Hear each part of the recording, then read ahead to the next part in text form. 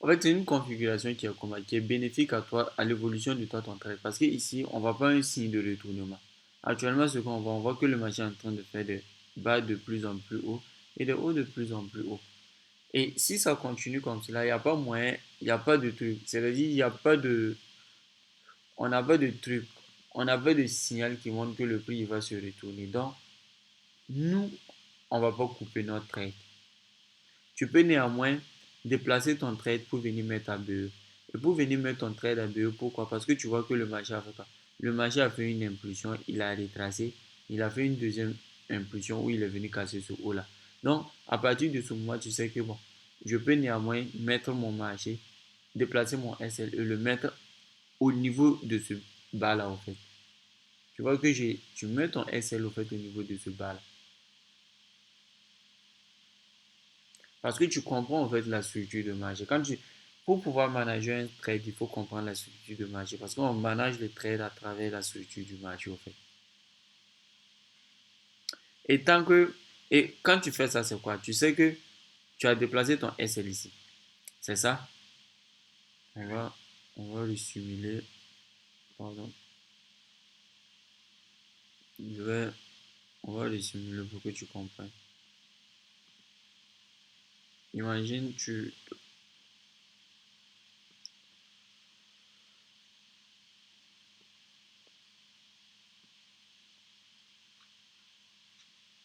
Mhm.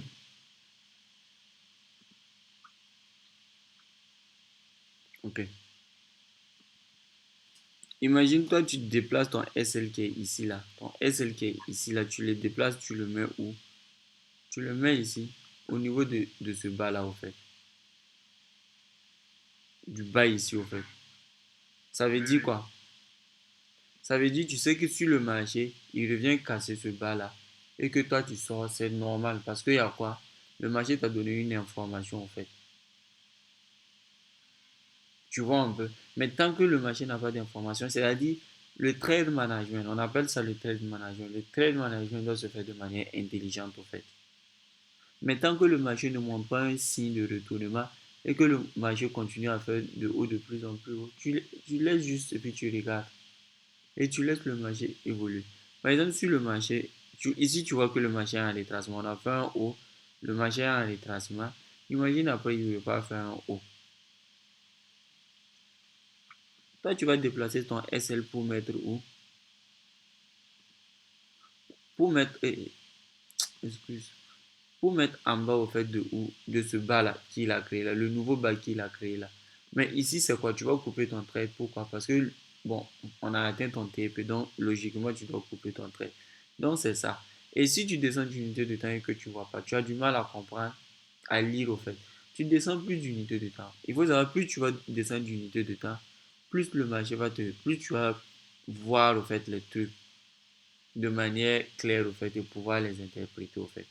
Donc, descendre d'unité de temps, c'est pour pouvoir avoir des informations qu'on n'a pas sur les grosses unités de temps, en fait. Et il y a d'autres personnes, en fait, qui vont essayer de manager le trade d'une autre manière, en fait. Il y a, il y a des gens, tu vas les voir, et ils voient juste que le marché, le prix, il fait des hauts de plus en plus haut. Ils voient que depuis qu'il a pris position, ici, le marché, il fait des hauts. Il va juste dire, ah, moi, je vais tracer une trend line. Voici, je trace une trend line. Tu vois un peu?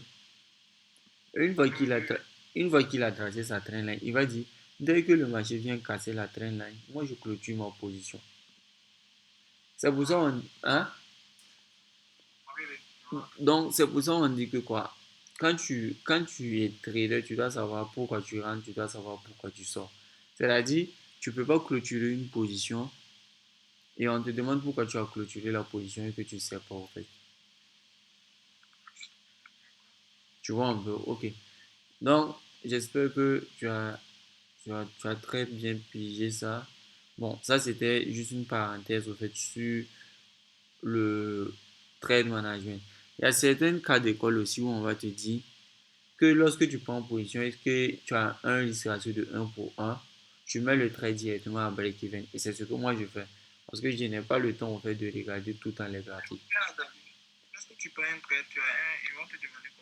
si tu prends un trade et que tu as un gain de 1 pour 1, tu mets, tu mets à break-even. C'est ce qu'on appelle le risk ratio. Imagine quelqu'un qui rentre ici. Tu rentres ici, non?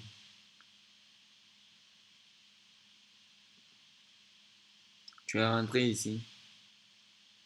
C'est ça?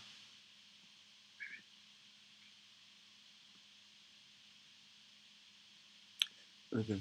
À partir du moment où tu as, tu as un risque ratio de 1 pour 1, un risque ratio de 1 pour 1, c'est ça. C'est-à-dire, bon, voilà. C'est un truc de comme ça. C'est-à-dire, si tu as mis 10 dollars ici, si normalement tu dois perdre 10 dollars et que tu as 10 dollars de gain, tu mets ton trade à break-even et tu laisses tourner. Il y a des gens qui conseillent ça. Et lorsque tu seras à plus 3% et plus 3 R, tu coupes ta position en fait. Simple. Il y a des gens qui conseillent ça. Et ça, c'est plus facile au fait que l'autre cas que je te présentais là. Parce que l'autre cas que je te présentais, le truc c'est quoi? Le truc c'est que tu dois être quoi? Tu dois être tout le temps sur les graphiques. Pourtant, bon, si tu as autre truc à faire, c'est pas certain. Mais si c'est ce que je viens de te présenter tout de suite, ça c'est facile au fait. Ce que je viens de montrer tout de suite, c'est facile à mettre en place. Parce que là, il suffit de faire tes analyses, tu prends position et tu sais déjà. Parce que tu as déjà une méthodologie. Je regarde mon trade, j'ai pris un trade, j'ai mis 20 dollars, je suis à 20 dollars de gain. Directement, je sécurise au fait. Je déplace mon SL qui se trouvait ici, à la base, et je le mets ici au fait, à mon point d'entrée. Un point, un trait. Et ça se fait sur MT4. Pour faire ça sur MT4, tu passes sur modifier.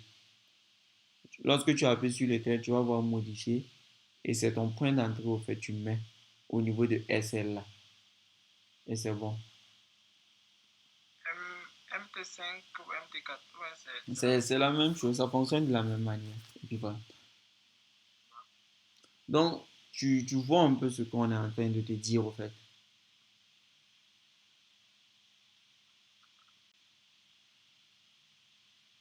Ok, on continue au fait.